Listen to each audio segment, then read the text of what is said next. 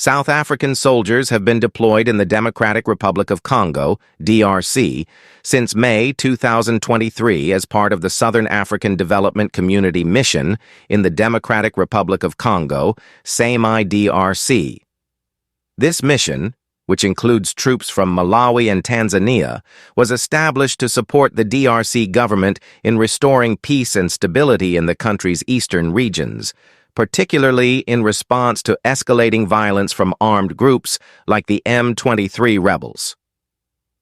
The South African National Defense Force, SANDF, leads this mission, aiming to assist in quelling unrest and protecting civilians.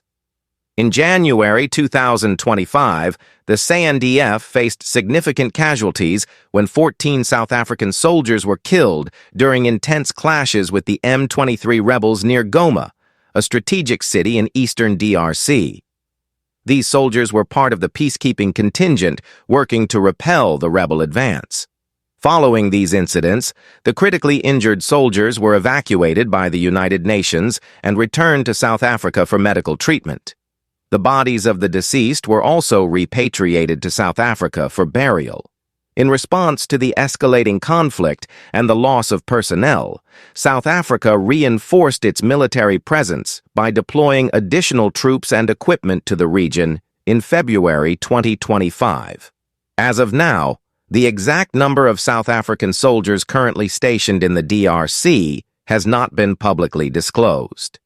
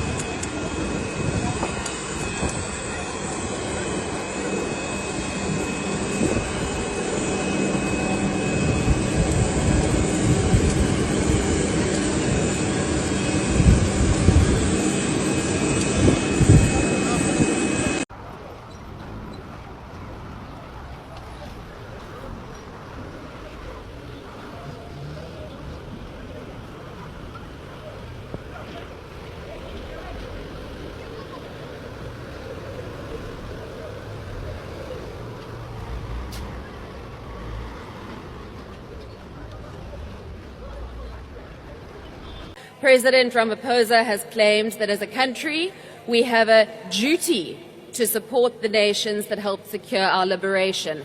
This is a ruse. South Africa's soldiers have been sent to die in a war that is not ours in order to safeguard the financial interests of the ANC and their benefactors.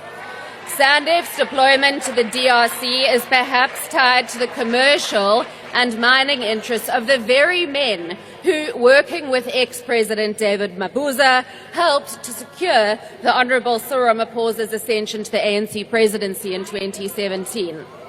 Executive Chairperson of the Guma Group and founder of Gajima, Robert Gumedi's ties to the ANC are no secret, having provided millions in election funding.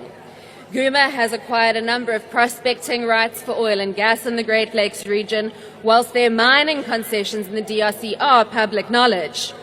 Gumedi's company interests specifically target mineral resources in the North Kivu province. The ANC's willingness to compromise our national sovereignty for political and financial gain is not just limited to mining interests, but it extends to the infrastructure of our nation. Huawei's partnership with Gumedi's Gajima, which, working with China, helped to consolidate government's ICT infrastructure into a single cyber cloud, paints a murky picture of intersecting interests driven by corporate greed and political ambition. The same corruption that has infected our government has now dragged our soldiers into a foreign war. Mining rights and political interests coincide at the intersection of our soldiers' dead bodies, and our country needs to be talking about this, and loudly. Questions must also be asked about the Grand Enga Dam project. South Africa must now urgently demand SANDF's withdrawal. Recognizing the role that Rwanda has played in destabilizing the Great Lakes region, we must unite in calling for the sanctioning of Rwandan political and military figures who have enabled this illegal advance into sovereign territory in the DRC. This House must join in international calls for an embargo on illegally mined minerals that are exported from the region. We must demand the full implementation of the Luanda-Nairobi peace process, mediated by credible political leaders whose political campaigns are not funded by mining magnates with direct financial interests in the region.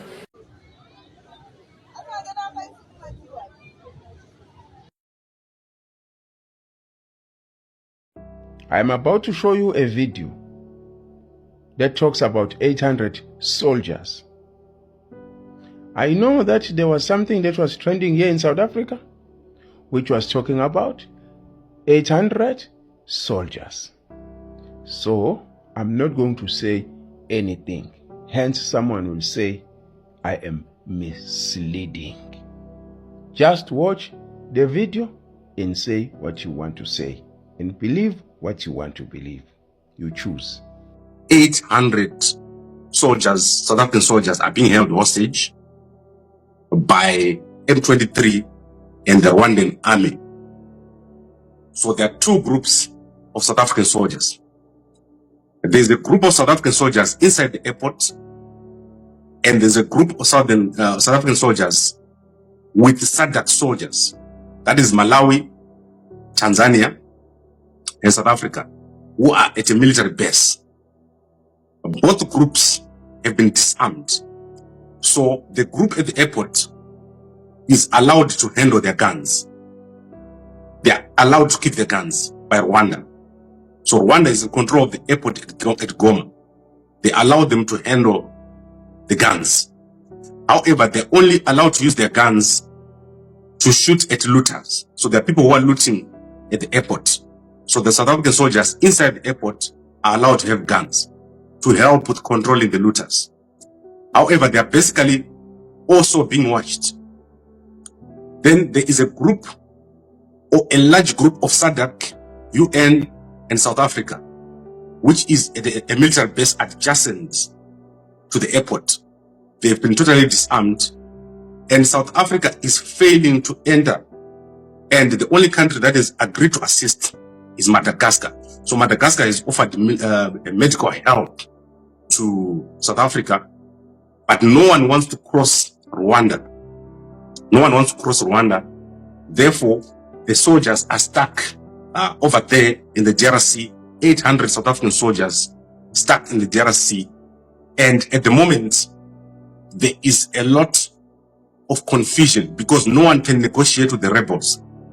The president of South Africa, Cyril Ramaphosa, has not initiated any negotiations with the president of Rwanda. So there is a stalemate where the South African soldiers are just being held and nothing can be done. No movement is taking place.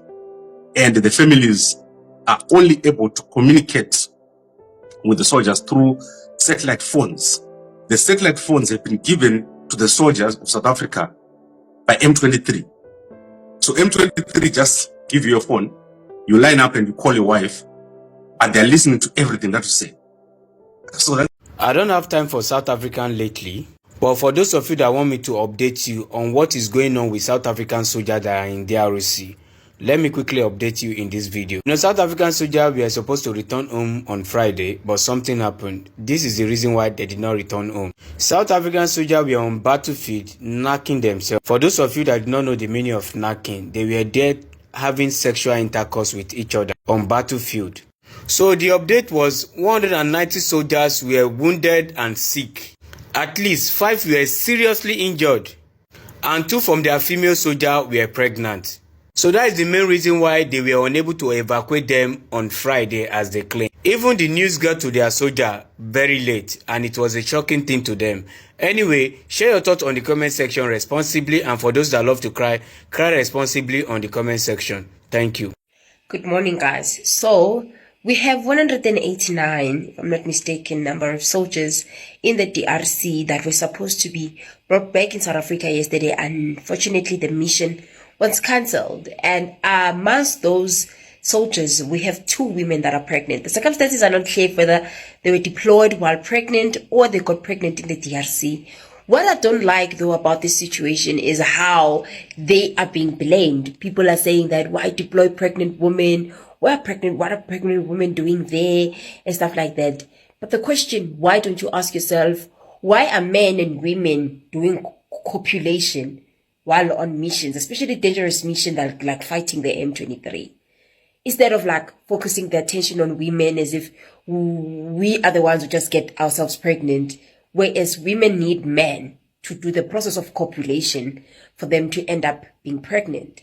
So why are men not being blamed in this situation? I don't know what you guys think. Maybe I don't know what you guys think. Do you think it makes sense for women to be taking the shots and being blamed? What about men? Let me see what you have to think, or what you think about the situation in the comment section down below. Let us go and teach M23 a lesson. Let us go and kill those that killed our soldiers. I don't know, Speaker. These ones are talking a lot here. We need soldiers. You call yourself Commissar, you call yourself CIC, we need you there. There's people that we need you to go fight. We are tired here in Parliament of toy soldiers. We want, this is war. People are dying. You are calling yourself titles here. Go and fight. I will be one of the first to join the battalion to go and fight. Let us go and get our people, and you must follow me. Let's go and fight real fights, not these fake names of the army. I salute you. Thank you very much. City of Goma, an area plagued by violence and instability for many years. The primary threat in this area comes from the rebel group that is alleged to be armed, supported, trained and accompanied by the Rwandan Defense Force. SAMI DRC conducted its mandated tasks and in the process faced intermittent bombardment from M23 throughout the year 2024. In response, our forces executed counter-bombardments. On the fateful day of 23rd January 2025, the M23 rebels launched a full-scale attack on our troops in an attempt to take control of Sake, aiming to gain access to Goma, the provincial capital of Eastern DRC. Fierce fighting ensued, and our soldiers displayed extraordinary bravery and determination. They successfully halted the M23 advancement and pushed them back, preventing the rebels from achieving their objective. However, this decisive pushback at Sake came at a great cost, resulting in the loss of 13 of our gallant fighters. Regrettably, on Monday, the 27th January 2025, several long-range mortar bombs were launched towards Goma Airport, with some landing in the South African National Defence Force base, leading to the loss of 3 additional South African National Defence Force soldiers. The families of the fallen heroes have already been notified, and plans are underway to repatriate the remains of our gallant soldiers back home to South Africa. Meanwhile, M23 reported suffering heavy personnel losses and subsequently requested SAMI DRC to hold fire so they could recover the bodies of their fallen members around Sake. We consented to this request. However, SAMI DRC set conditions including a demand for the safe passage of injured soldiers to Goma for medical treatment. The South African National Defence Force, as part of SAMI DRC, remains steadfast in supporting all peace-building efforts aimed at addressing the escalating violence, finding peaceful resolution to the conflict, and averting a humanitarian crisis. At this painful moment, We lower our banners in honor of our fallen heroes and the ultimate sacrifice they have made. Their bravery in the face of danger has protected countless lives and upheld the values of peace and security that we strive to achieve. In news story this hour, ambulances have arrived at the One Military Hospital in Pretoria, ferrying some of the wounded soldiers from the eastern DRC. The members of the SANDF were injured during fighting with Rwandan-backed M23 rebels last month. South Africa lost 14 soldiers who were part of the United Nations peacekeeping mission, as well as the SADC peacekeeping mission known as the Summit DRC. Let's now take you live to One Military Hospital, where we find Newsroom Africa's Junior Kumalo. Junior, once again, a very good morning to you. Tell us what you can see from your vantage point and what details you've heard around the returned soldiers. Indeed, Aldrin. Just a few minutes ago, about 5 minutes ago, we saw about 4 ambulances being accompanied by the military police, making their way into the One Military Hospital just behind me. Most of those were heading towards the direction, the casualty drop-off direction. That's where they were driving to. There were about 4 of them. We did hear confirmation that there are about 5 individuals that are critically wounded that are supposed to be the first batch to make their way to South Africa, where they are expected to get some treatment here at the One Military Hospital. We understand that one of those individuals had to have both his legs amputated.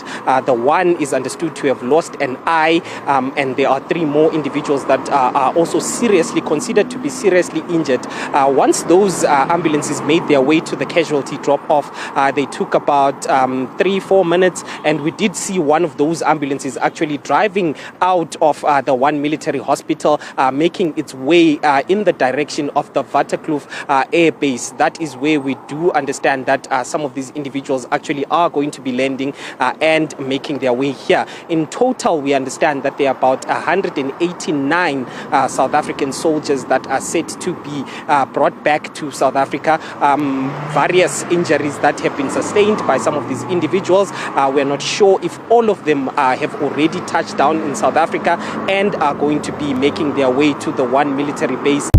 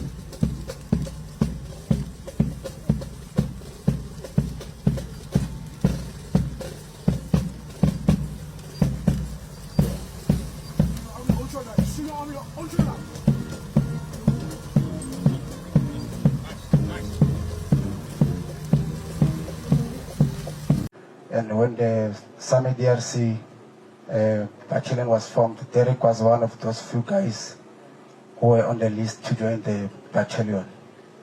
I left them in Luatla, December 2024. I came back home. Derek came, I think it was on the 20th of December for a leave. And then January went back. A day before I went back, we met here at home. I think we slaughtered a pig and I was praying with some friends. We stayed together and then we bid farewell. And then he left. Later on January, I went to join him again as part of Summit DRC deployment.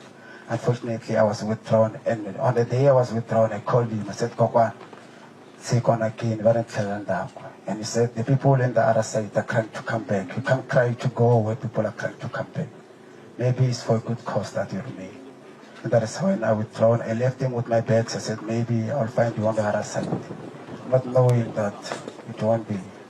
But unfortunately, I think a few days before the incident happened, we spoke and I said, I want to join the guys that are coming to relieve you.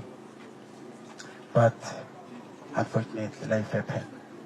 But unlike those who are calling that maybe the soldiers will withdraw from DRC, I said, we can't do that, not now. It is not something that maybe we can withdraw now. We need to do this in honor of our fallen heroes. So I'm saying that with these few weeks, Derek, where you are, or wherever you are, know that we are crying and we will fight for you.